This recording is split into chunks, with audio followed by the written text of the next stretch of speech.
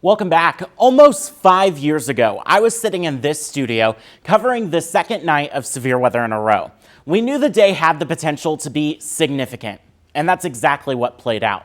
A little before 11 p.m., a tornado touched down near Eldon, causing minor damage. This part of the storm was later rated as an EF1 tornado.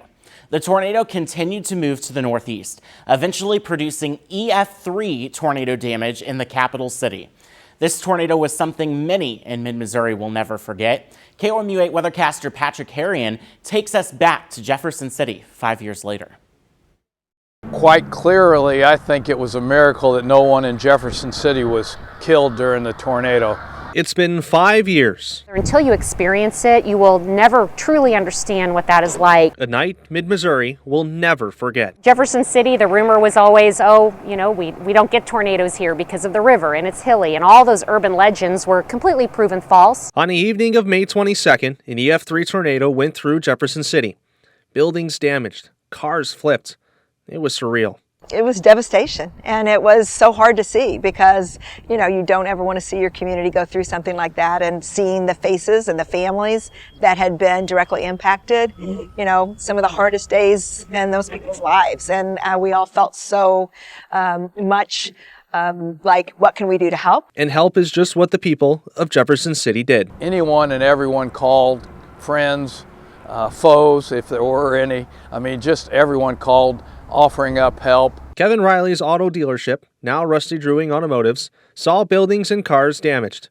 It took 2 years to reopen the original site. Now, 5 years later, it is as important as ever to stay prepared. For real, practice your plan. Do it with your family. Think of where it would be if it was during the day, if it was at night. What would you do?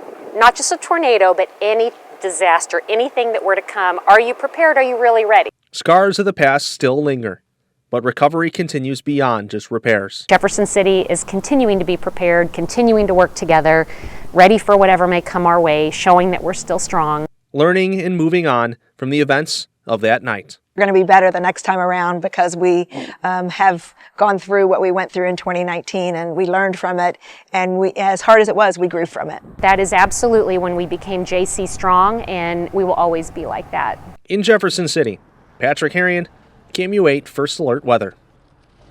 Storms like this reaffirm our commitment to you. When severe weather strikes, it's our storm mode promise to be here for you to keep you and your family safe.